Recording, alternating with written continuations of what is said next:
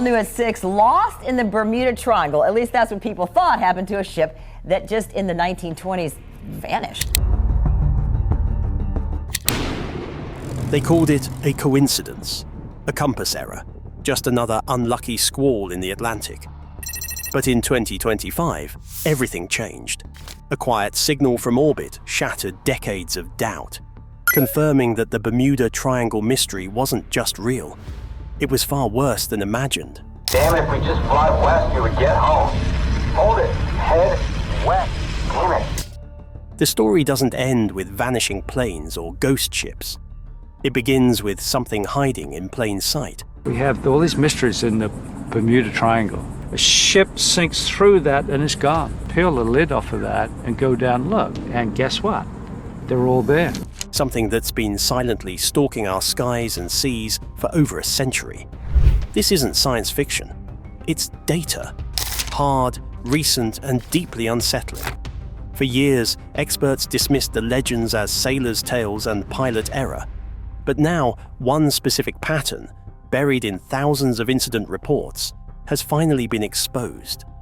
And the implications aren't just scientific. The Bermuda Triangle is no longer a myth.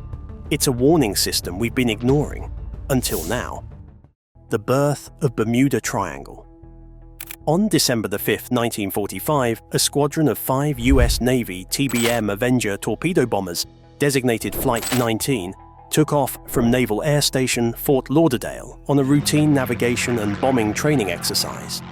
What began as a standard patrol ended in aviation history's most enduring enigma.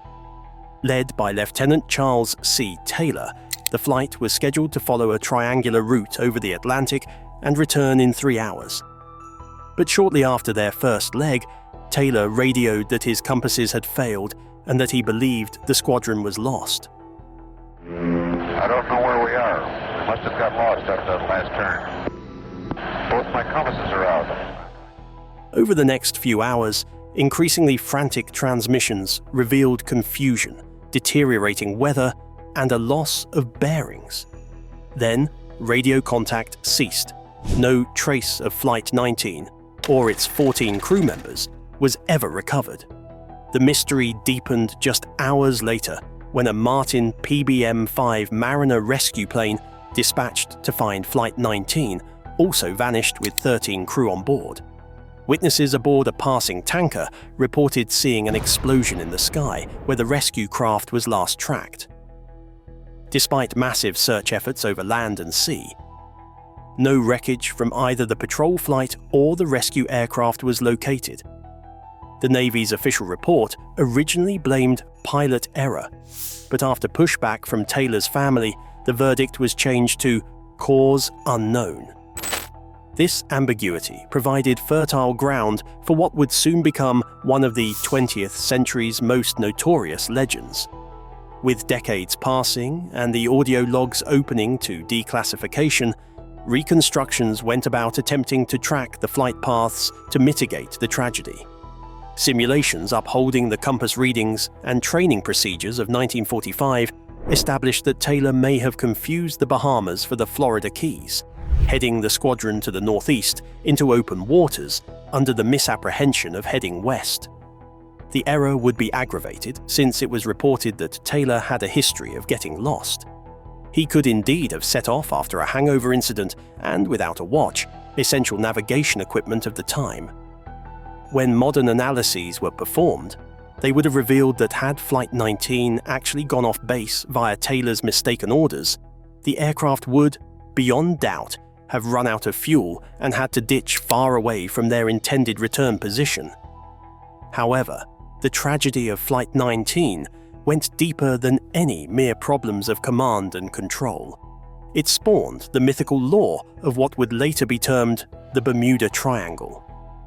Immediately after the disappearance, area journalists tied the mystery to earlier ship disappearances, while hundreds of pulp magazines in the 1950s dramatized the event with lurid stories of green lightning, alien abductions, and time warps. By the time Vincent Gaddis had coined the term Bermuda Triangle in 1964, Flight 19 had secured its position in popular folklore as the moment the Atlantic allegedly showed its supernatural appetite. Despite being largely demythologized by subsequent research, the vanishing of the squadron gave birth to a legend that could never truly die. But what if Flight 19 wasn't the beginning of the mystery, only the moment the world finally started paying attention? Pre-Flight 19, Maritime Disappearances. Long before the name Bermuda Triangle entered the public imagination, the waters between Bermuda, Florida, and Puerto Rico had already gained a reputation for unexplained vanishings. One of the earliest documented cases was the disappearance of the USS Pickering in 1800. The schooner left Delaware Bay bound for the West Indies with 70 men aboard and was never seen again. Though hurricanes were a known hazard in the region, the fact that two sister ships on a similar route arrived safely raised early questions. Just a year later, another naval schooner, the USS Insurgent, vanished under near-identical circumstances, reinforcing suspicion that something beyond storms might be at play. In 1881, the Ellen Austin incident added a ghostly dimension to the growing maritime lore. While sailing through the mid-Atlantic, the ship encountered a derelict vessel with no visible crew. Captain Baker of the Ellen Austin sent a prize crew aboard to claim the abandoned schooner. Shortly after, a storm separated the two ships. When the skies cleared, the derelict and its new crew were gone, never to be seen again. No debris, distress flags, or bodies were recovered. The Ellen Austin returned to port with a logbook full of cryptic entries such as ghostly stillness and men uneasy, fueling newspaper headlines and mariner gossip that turned mystery into myth. These uncanny disappearances started to make a mark beyond just folklore. A number of 19th century insurance ledgers and maritime circulars reveal a distinct attitude change on the part of underwriters and shipping companies towards the area.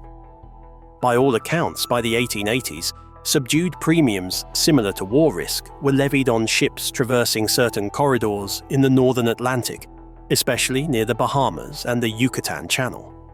There was even a notice by the US Hydrographic Office, circa 1898, warning captains about violent rotary gales in the area during the late summer months, implication implying that veteran mariners had started to think of the place as uniquely unstable, though none of them could quite put a finger on why.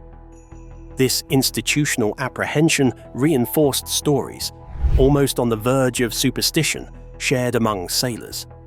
With no radar, satellite linkage, or long-range weather forecasting technique available, mariners had to depend upon their intuition and compass bearings, together with visual references, all of which could easily be compromised by storms or current-driven drift.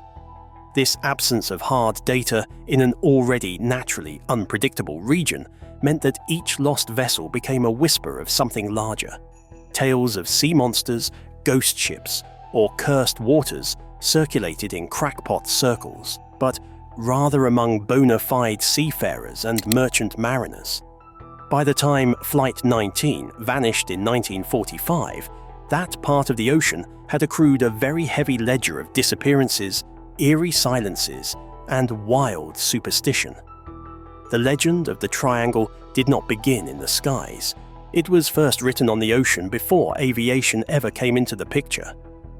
The Cyclops Tragedy, the disappearance of the USS Cyclops in 1918, remains one of the deadliest non-combat losses in US Navy history, with 306 crew members vanishing without a trace. The ship, a 542-foot collier, was transporting manganese ore from Brazil to Baltimore when it sailed into the Atlantic, and seemingly into oblivion.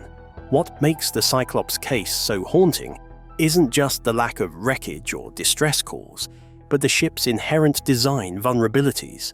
As a bulk freighter with a relatively low freeboard, the distance between the waterline and the deck, it was particularly susceptible to taking on water when heavily loaded.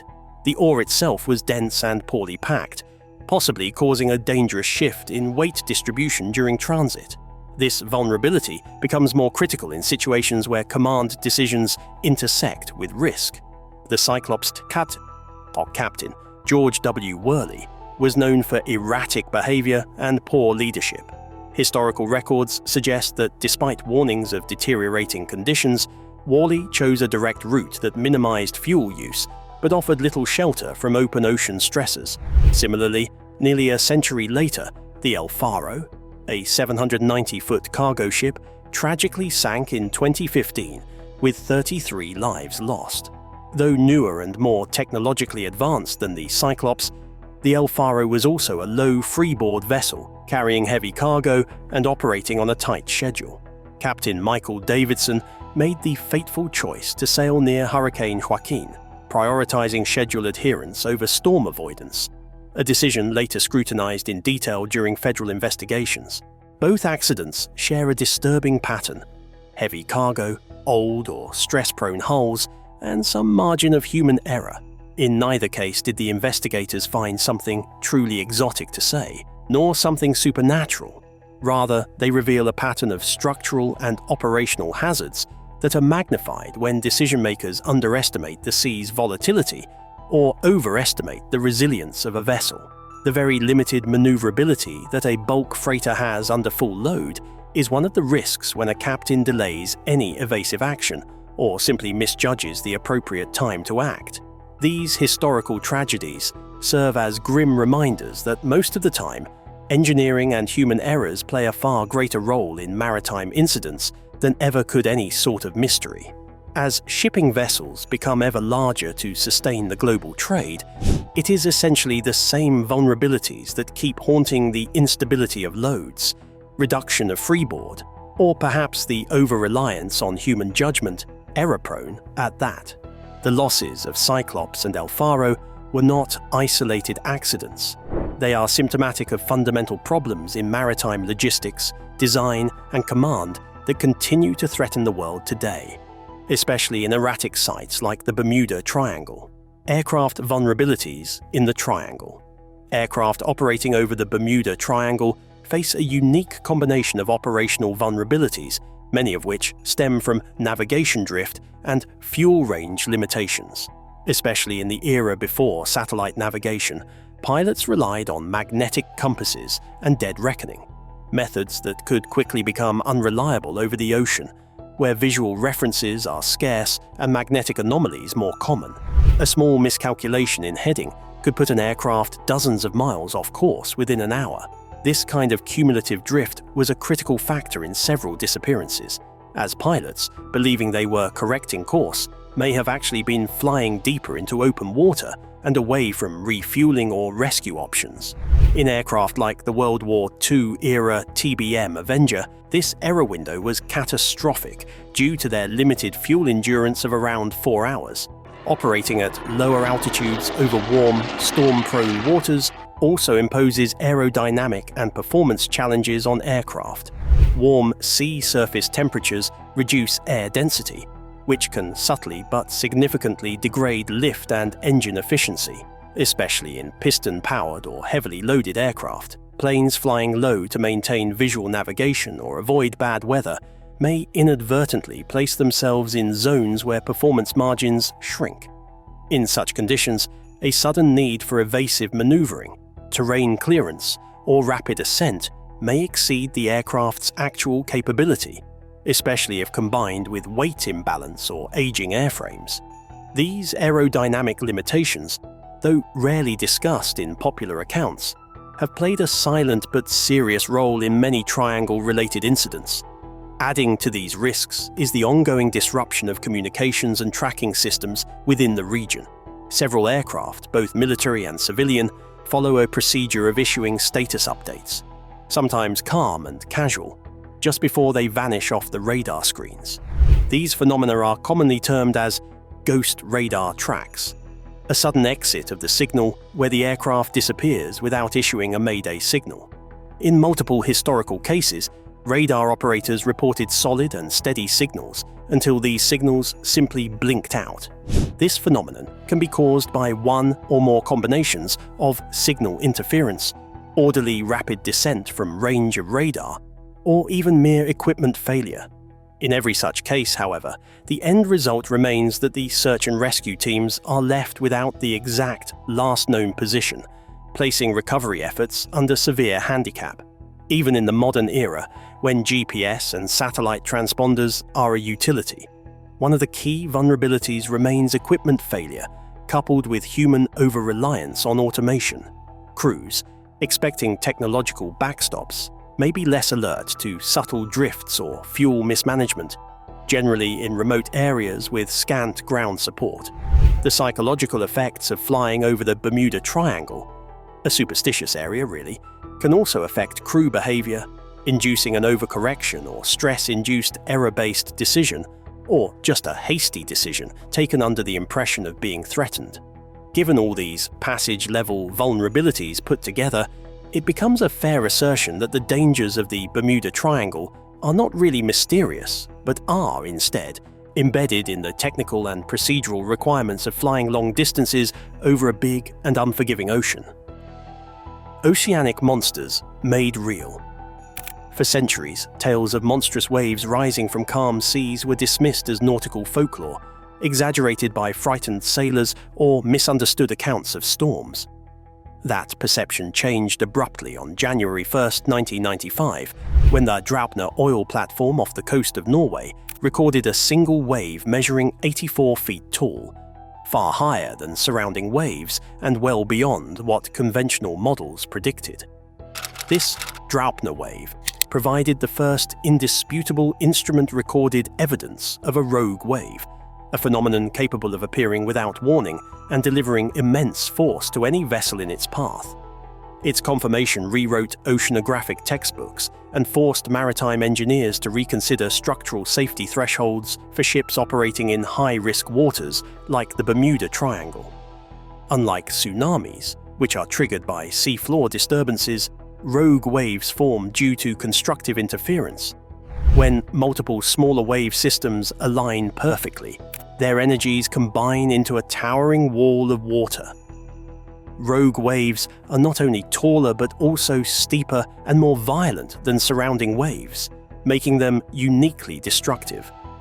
In recent years, advancements in artificial intelligence have enabled researchers to model and predict rogue wave zones using live buoy feeds, historical storm data, and real-time satellite inputs. Systems trained on decades of oceanographic records can now provide warnings up to 5 minutes in advance, just enough time for large vessels to alter heading and potentially minimize damage. Through simulations carried out by maritime safety labs and released to the public in various documentaries, it has been established how devastating a rogue wave can be. One computer simulation recreated a 100-foot wave striking amidships against the USS Cyclops, a 542-foot Navy collier that disappeared in 1918. The long, low-slung hull of the ship fractured within seconds, echoing historical suspicions that it might have snapped under wave pressure.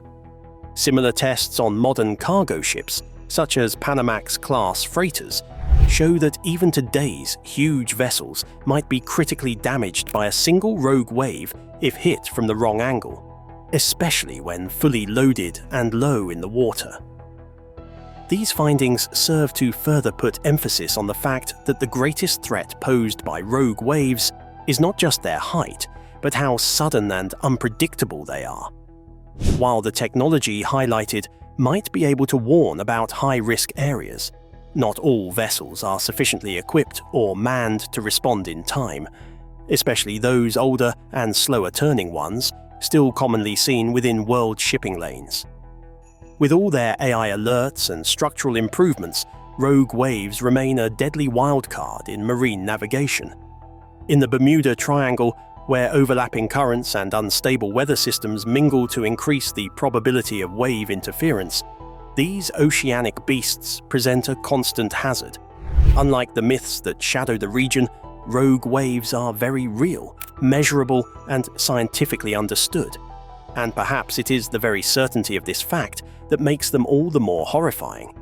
But just when you think towering waves are the triangle's worst surprise, something even more invisible starts pulling the compass off course: magnetic anomalies. beneath the Atlantic Ocean, hidden along the seafloor ridge stretching from Puerto Rico toward Bermuda, lie geomagnetic anomalies that scientists have come to describe as magnetic rivers. These narrow, migrating bands of intensified magnetic flux are not static.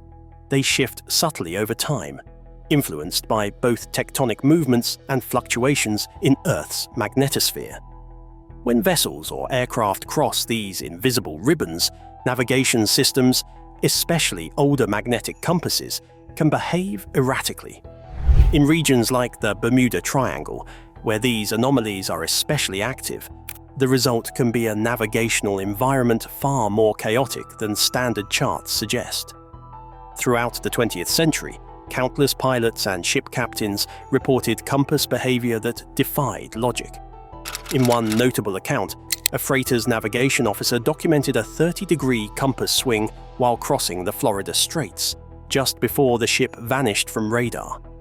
Flight 19's lead pilot, Charles Taylor, famously radioed that "both my compasses are out," a phrase that continues to echo in aviation lore. These reports aren't isolated. Instead, they form a consistent pattern across decades of disappearances and near misses in the triangle. While some early dismissals blamed user error or mechanical faults, modern understanding of magnetic interference suggests that the instruments may have genuinely been responding to real environmental disruptions. Recent studies have shown a direct relation of solar activity with compass disturbances in geomagnetically active zones, such as the triangle. During solar storms, huge solar ejections of charged particles collide with Earth's magnetic field, distorting it for some time. These disturbances, known as geomagnetic storms, may cause local variations in compass readings and cause disruptions in satellite signals, including those used by GPS. For aircraft flying over the open ocean, with little or no ground-based guidance, even transient GPS signal disruptions can multiply small heading errors into big deviations. For vessels, the blackout times lasting for a few minutes during magnetic storms increase reliance on conventional navigation, which becomes quite risky if compasses start deteriorating with magnetic interference. While modern systems such as inertial navigation units and satellite-based corrections offer limited protection, they are not totally reliable, especially in cost-conscious operations where little redundancy may be practiced. Commercial pilots flying older planes in far-flung operations and private mariners on cheaper navigation gear still rely heavily on compass-based bearings and will be more at risk. So, the real threat of magnetic anomalies is not that they exist.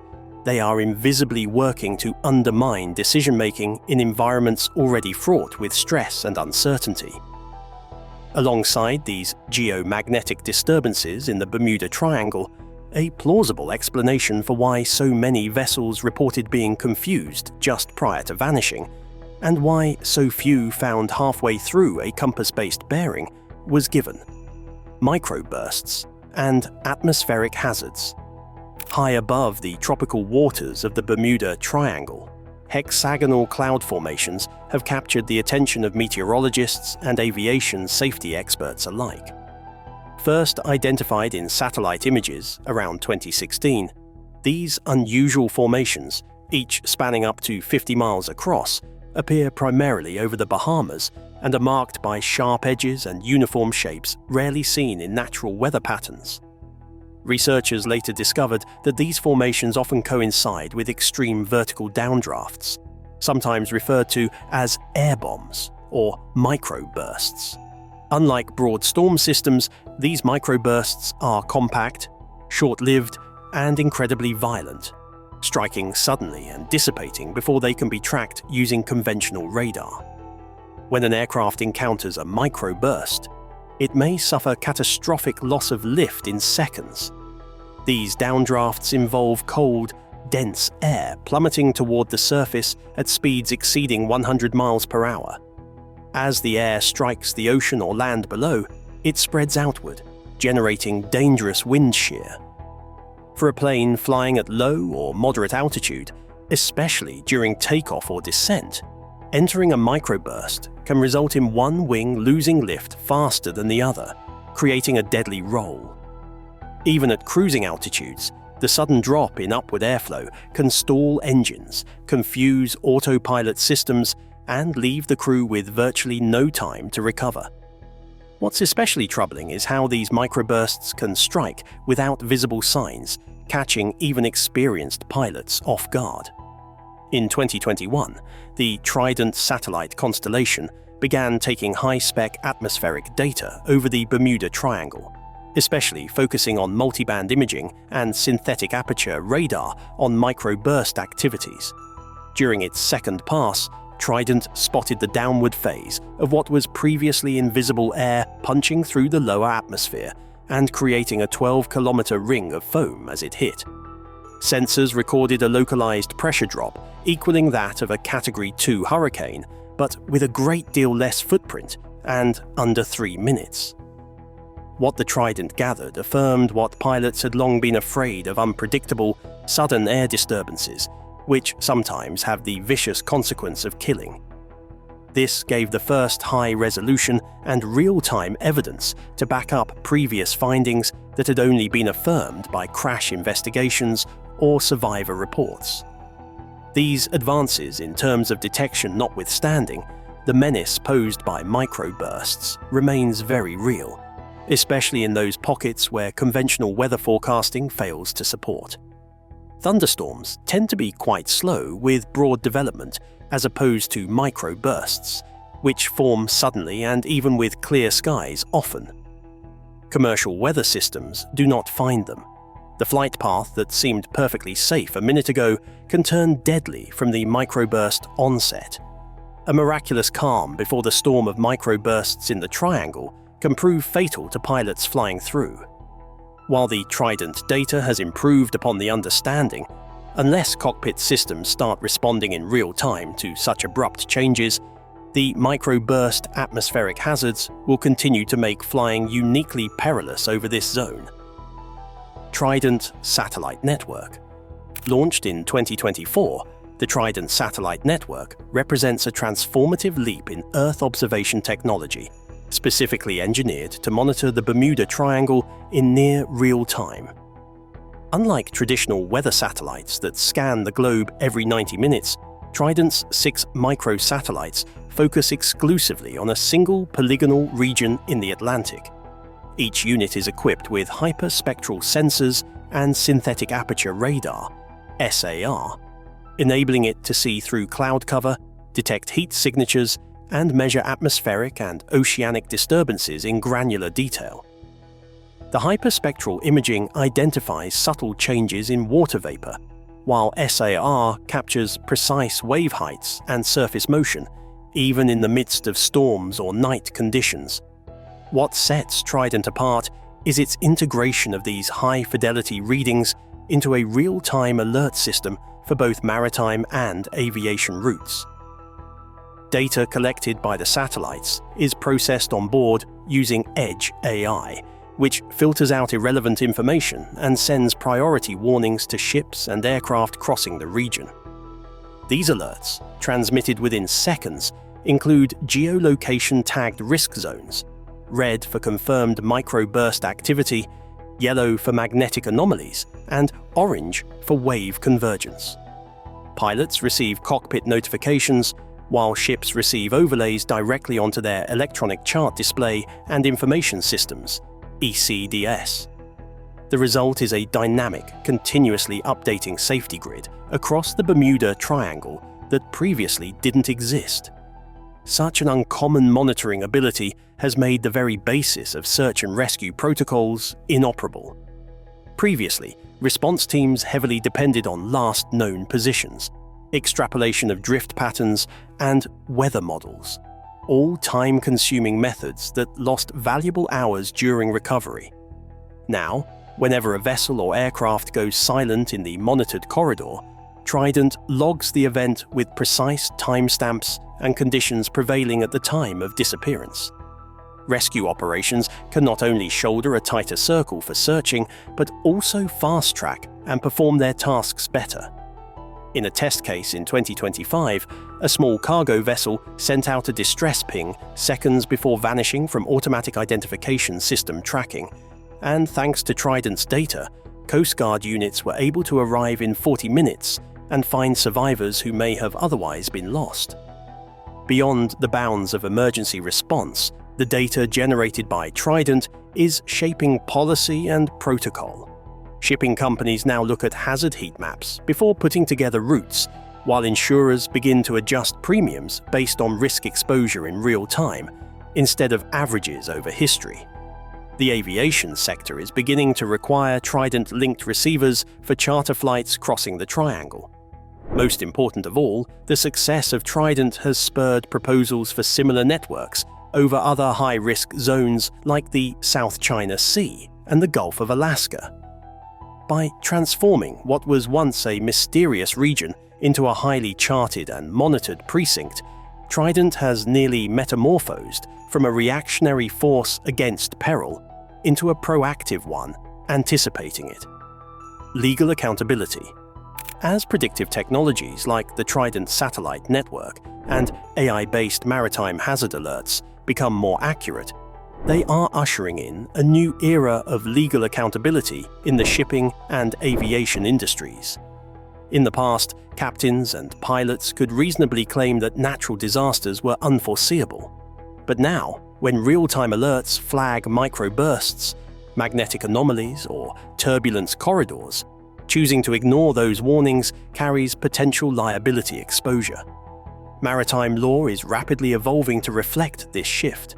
If a vessel or aircraft bypasses a risk zone alert and an incident follows, legal frameworks increasingly treat it not as misfortune, but as negligence. This shift is already having financial consequences. Beginning in 2025, several global insurers, led by Lloyd's of London, updated their policy terms to reflect the presence of predictive hazard data. If a captain or pilot fails to act on a verified AI warning, resulting claims for loss or damage may be reduced or outright denied. This has sparked debate in the maritime industry, especially among smaller shipping firms and private operators, who argue that not all crews are trained to interpret or trust automated systems. Still, from an insurer's perspective, the availability of actionable data transforms what was once an act of God into a preventable oversight. In response, legal institutions have started revising maritime and aviation law to accommodate technological advances. Courts are deliberating on whether disregarding AI-issued hazard alerts impinges on duty under international navigation standards.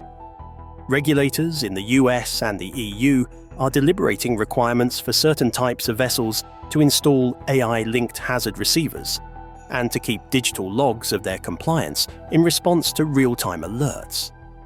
Changes such as these mark the recognition by law that in an increasingly measurable world of risk, responsibility no longer ends at the wheel or yoke, but extends to deciding whom to trust or dismiss: predictive systems. On the other hand, the rise of data-based enforcement has created a heated privacy and ethical debate. By way of high-resolution sensors and persistent surveillance, Trident collects a profusion of data on ship locations, flight paths, and even the mannerisms of crews. While operators argue the data is used only for safety purposes, civil liberties groups warn of a slippery slope. Others have questioned whether such data could be misused by commercial or governmental actors in a commercial or geopolitical sense. As the insurance and legal realms increasingly rely on the outputs of Trident, the discourse evolves from "Are we allowed to monitor everything?" to "Should we?", bringing forth crucial considerations on transparency, data retention, and the razor edge between security and invasion. But as law and liability catch up to the data, a new threat is quietly building, not in courtrooms, but on the sea itself. The Triangle's future. Once just a mysterious expanse of sea, the Bermuda Triangle is now threatening to become an economic pressure point. After so many years of taking a lull, the traffic through the corridor has increased over the last few years, propelled by booming cruise tourism and relentless e-commerce shipments. Cruise lines are now tightening their loop routes between Florida, the Bahamas, and the Caribbean to take advantage of the demand for short leisure tropical trips post-pandemic. Meanwhile, cargo vessels carrying consumer goods from Central America to the east coast of the United States have been increasingly cutting through the triangle for speed purposes. The increase in a number of vessels in motion has, in itself, made incidents, not because of any superstition hanging over the area, but mere exposure, more likely.